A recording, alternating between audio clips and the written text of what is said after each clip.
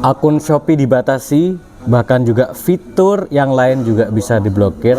Apakah itu benar ketika kita bermasalah dengan yang namanya Shopee Pay Later? Nah, sebelum itu saya ingin kalian mendengarkan dulu penjelasan saya mengenai secara detail ya, rigid ya. Jadi hari ini saya akan coba memberikan kalian materi tentang bagaimana sih sebetulnya posisi SPP Letter itu dalam konteks pinjol ya. Jadi aman tidak, terus legal tidak, terus bagaimana ketika terjadi resiko yang namanya gagal bayar, apakah kita bisa keluar dari zona itu dengan aman dan bisa kembali lagi seperti semula, nama kita baik di Strik OJK, kemudian aplikasi kita aman, fitur yang lain aman. Apakah itu akan terjadi lagi? Bagaimana solusinya? Hari ini saya akan membahas buat kalian yang sudah lama nonton di channel IMO Official. Tonton ini karena ada sesuatu yang baru, dan buat kalian yang baru muncul, baru masuk dan kebetulan pas nonton video saya ini, harapan saya adalah kalian mampu juga menyimak dengan baik. Sebelum kasih komentar, kalau bisa dengarkan dulu. Kalau menurut kalian salah, kasih komentar dong, salahkan, nggak jadi masalah kok, nggak apa-apa kayak gitu ya. Jadi saya terbuka kepada siapapun yang nonton video saya. Dan buat kalian yang merasa dengan video saya itu bermanfaat, bantu dong share, like, dan juga ya supaya channel ini berkembang dan tentu bermanfaat seperti yang kalian rasakan, seperti itu. Nah, pertama saya ingin mengenalkan diri seperti biasa. Saya Mas Fai, pengisi channel IMO Official, dan ke depan saya akan terus memberikan berbagai macam solusi dan trik dan strategi bagaimana kemudian kita keluar dari zona hutang, zona jeratan pinjol, zona sesuatu yang membuat kita bermasalah dalam konteks keuangannya. Insya Allah seperti itu. Nah, buat kalian yang kepikiran misalnya ingin pinjam dana di Shopee Pay Later, perhatikan dulu profilnya, dan ini penting buat kalian ketahui ya. Yang pertama, Shopee Pay Later teman-teman ya, ini catatan saya, itu ada slogan begini: beli barang sekarang, bayar nanti. Artinya kalau kamu punya keinginan sesuatu dan kamu nggak punya uang untuk membeli, maka solusinya adalah SPP Letter ini. Jadi SPP Letter ini memposisikan diri memberikan solusi keinginan. Nah, keinginan itu yang akan dijadikan sebagai kesempatan SPP Letter untuk mencari keuntungan. Dengan cara apa? Dengan cara memberikan yang namanya pinjaman atau memberikan bayar dulu. Kalian bayar nyicilnya ke Shopee Pay Later.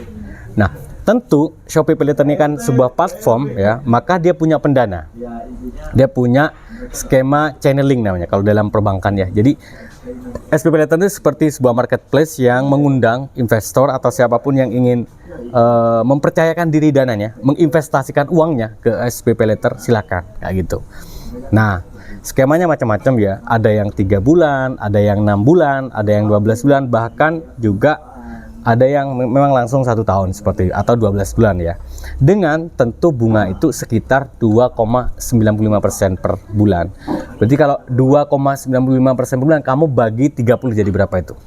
Sekitar 0,2 apa 0,3 ya. Coba kamu cek dulu, coba hitung, siapa tahu saya salah. Nah, kemudian limitnya yang diberikan oleh SPP Letter untuk pemula biasanya dimulai dari 750.000 aja. Nanti akan dihitung historisnya. Semakin kamu lancar, semakin bagus, maka kamu akan diberikan yang namanya limit lebih naik lagi kayak gitu. Nah, disinilah yang kemudian banyak orang nggak tahu, sehingga karena tergiur dengan limit, akhirnya dia ngambil sesuatu yang tidak sesuai dengan kapasitas pendapatannya atau keuangannya. Nah, ini yang banyak akhirnya terjadi yang namanya risk ya, resiko keuangan. Ya bisa jadi macet sebuah kredit, bisa jadi atau disebut juga gagal bayar. Nah, itu yang biasanya terjadi, terutama anak-anak muda yang baru cari kerja atau sedang kuliah, atau juga ibu-ibu rumah tangga yang baru menjalani keluarganya seperti itu. Nah, Memang ketika kita bicara SPP letter tentu tidak jauh berbeda dengan persyaratan yang ada di bank. Di antaranya misalnya prosesnya itu ada pendataan ya, minimal misalnya KTP, kemudian lebih lanjut ada slip gaji, ada data pekerjaan, ada kontak darurat. Ya tentu seperti biasa kalian melakukan pinjaman lah. Kalau yang bagi yang pemula mungkin perlu kalian tahu juga kan gitu kan. Nah, memang kalau kita lihat di era sekarang yang namanya SPP letter itu seperti sebuah mesin solutif kepada orang-orang yang membutuhkan atau menginginkan sesuatu dengan cepat. Karena dia harusnya prosesnya ribet, gara-gara adanya SPP letter akhirnya nggak jadi ribet kayak gitu. Nah ini yang kemudian terima kasih Mas ya. Ini yang kemudian menjadi problem sendiri. Problemnya itu apa? Problemnya ya dia yang menggunakan SPP letter ini. Jadi saya mengibaratkan SPP letter ini sebuah penawaran-penawaran yang kemudian itu bisa menjadi sebuah jebakan, bisa juga menjadi sebuah manfaat. Ya, tapi tergantung dia sendiri kayak gitu. Nah, manfaatnya di mana? Manfaatnya apa? Itu kan tergantung bagaimana latar belakang dia memutuskan mengambil di SPP letter seperti itu. Nah, jadi buat kalian yang udah ngambil SPP letter dan hari ini macet, nah dengarkan ini, dan tentu buat kalian yang mau ngambil SPP letter juga simak ya. Posisikan diri kamu, jangan sampai akal kamu hilang gara-gara sebuah keinginan. Karena kadang-kadang keinginan itu adalah pintu masuk yang namanya sebuah masalah. Seperti itu, teman-teman. Nah, sekarang gini. Buat kalian yang seller biasanya, atau seorang afiliator, atau seorang yang biasa menggunakan Shopee, itu kan pasti ditawarkan yang namanya limit, kayak gitu kan.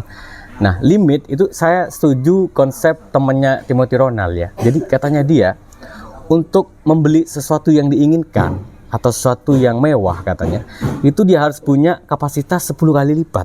Jadi kayak misalnya nih, harga HP kamu beli harganya 10 juta misalnya. Berarti kamu harus punya uang 100 juta, kamu bisa beli HP 10 juta. Nah, itu dianggap tidak spekulatif. Tapi kalau kamu uangnya baru 20 juta, kamu beli HP 10 juta, nah itu dianggap sudah masuk ke gelanggang masalah. Kira-kira begitu ya. Jadi rumusnya di 10 kali lipat baru kamu bisa membeli sesuatu yang kamu inginkan. Nah, apakah itu ada pada diri kalian? Nah, kalau belum ada, cancel dulu pembeliannya ya. Jadi jangan sampai. Nah, terus kalau nyicil bagaimana ngitungnya? Nah, di sini saya sebagai orang yang punya pengalaman ya, tentu di perbankan dan punya masalah juga pernah kayak gitu gara-gara sebuah keinginan. Tentu jangan sampai kalian mengenal sesuatu dari pengalaman diri kamu yang jelek, jangan. Kalau bisa kamu jangan sampai terjebak pada sesuatu yang buruk kalau bisa kamu tidak terjebak dari sesuatu yang buruk gara-gara belajar dari pengalaman buruknya orang lain. Itu penting banget kayak gitu ya. Nah, di antara yang penting bagi saya nih, di sini catatan saya begini ya. Pertama, kalau kamu mengalami sebuah keterlambatan ya di SPP letter misalnya nih, kamu misalnya punya tagihan di antaranya 1 juta. Kemudian denda keterlambatannya itu sampai 50.000 per bulan. Ya, jadi 1 juta tidak bisa nyicil dan dendanya ya 50.000 misalnya. Belum termasuk juga bunga berjalan misal. Maka akun Shopee-mu berada pada 2 posisi. 1, kamu tidak bisa check out kembali menggunakan SPP letter. Jadi itu resikonya, kamu nggak bisa menggunakan lagi meskipun limitnya itu ada. Katakan misalnya limitnya 50 juta, kamu sudah ngambil 20 juta dan macet, maka di 30 juta nggak bisa dipakai lagi. Kenapa? Karena ada historis macet di situ. Nah, kemudian berikutnya adalah kamu bisa diblokir untuk fitur-fitur yang lain. Tentu fitur-fitur yang ada di Shopee kayak gitu. Bahkan sekarang anehnya ya, ada salah satu teman saya, karena dia macet di Shopee, di aplikasi pinjaman yang lain, ketika dia menggunakan aplikasi tanpa saya sebut nama ya, itu juga nggak bisa kayak gitu. Artinya sudah ada EI ataupun integrasi kerjasama berbagai macam platform, terutama yang legal kayak gitu. Bahwa si A ini lagi masalah, kamu jangan ngasih pinjaman. Nah, itu ada seperti itu. Nah, ini berdasarkan pengalaman di tahun 2025 ini. Jadi buat kalian, kalau kalian masih eman pada Shopee-nya ya jangan sampai terjebak di sini. Nah, buat kalian yang sudah terlanjur dan posisinya di sini, artinya sudah posisi macet, gagal bayar, jangan khawatir juga, pasti ada solusinya kayak gitu. Nah, apa aja solusinya? Nah, ini saya ingin kalian coba ya, kalau kamu pengen tahu pendana apa aja yang sudah rugi gara-gara kamu macet, kamu datang ke sebuah developer ya, kamu bawa KTP kamu, kakak kamu coba, kamu ajukan yang namanya pinjaman, pasti dislik. Nah, saat dislik OJK itu mereka akan ngasih tahu, Mas, kalian macet di sini. Nah, itu kamu serap gitu. Jadi tujuannya untuk informasi aja. Tapi kalau kamu bisa nunggu antrean di My Debt, artinya kalau sekarang ini kan kalau kita pengen klik sel OJK itu ada antreannya. Jadi kadang banyak delay di situ ya. Jadi kamu bisa menggunakan cara itu, atau kamu bisa langsung datang ke kantor OJK, cek bagaimana kondisi slip OJK kamu. Itu bisa kayak gitu. Jadi kamu akan bisa membaca di mana uang saya macet, hutang di mana aja, seperti itu. Nah, teman-teman semua, jadi ketika sudah kalian pahami, oh saya macet di bank ini ya, nah, itu kalian akan tahu. Nah, sekarang pertanyaannya kemudian adalah bagaimana cara aman menggunakan SPP Letter. Nah, itu yang pertama, gunakan hanya untuk kebutuhan yang penting dan mendesak. Jadi penting nggak mendesak, jangan gitu. Itu yang pertama. Kemudian yang kedua, pastikan kamu sudah mencatat tanggal jatuh tempo cicilan SPP Letter kamu. Jadi jangan sampai kamu terjebak ngambil pinjaman lagi, sudah fokus pada ini aja. Kalau misalnya kamu sedang dalam proses cicilan, supaya kamu bisa lunas. Kemudian yang ketiga, jangan sampai pakai letter ini untuk memenuhi istilah anak muda sekarang FOMO. Tahu FOMO kan ya? Jadi perilaku yang ingin sama kayak gitu kan. Ya ini jangan sampai kamu FOMO terus kamu terjebak dengan yang namanya SPP Letter. Nah, teman-teman semua penonton channel Ilmu Finansial, itu penting banget ya. Nah, kemudian sekarang saya ingin kalian juga tahu bahwa sebetulnya SPP Letter ini kerjasama sama bank apa kan gitu. Nah, di antara yang saya pahami, mereka itu kerjasama dengan PT Commerce Finance dan tentu juga Lentera ya. Dan yang saya tahu juga ada BNI ya, yang saya temukan sendiri di salah satu aplikasi temen yang macet ya. Itu aja menurut saya. Solusi yang terakhir adalah buat kalian yang pertama, kesimpulannya gini, yang sudah terlanjur macet di SPP Letter ya, kamu cek kondisi keuangan kamu sekarang. Kalau kamu hanya cukup untuk keluarga kamu, biarkan aja dulu itu.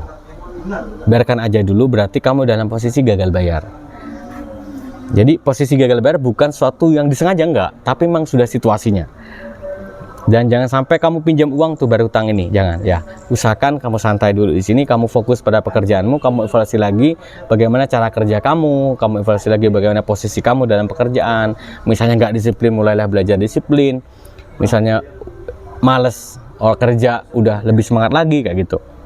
Kemudian yang kedua adalah buat kalian yang punya cicilan SPP Letter dan tidak punya cicilan dia, mending segera bayar, lunasi saja dan jangan terjebak lagi di sini ya.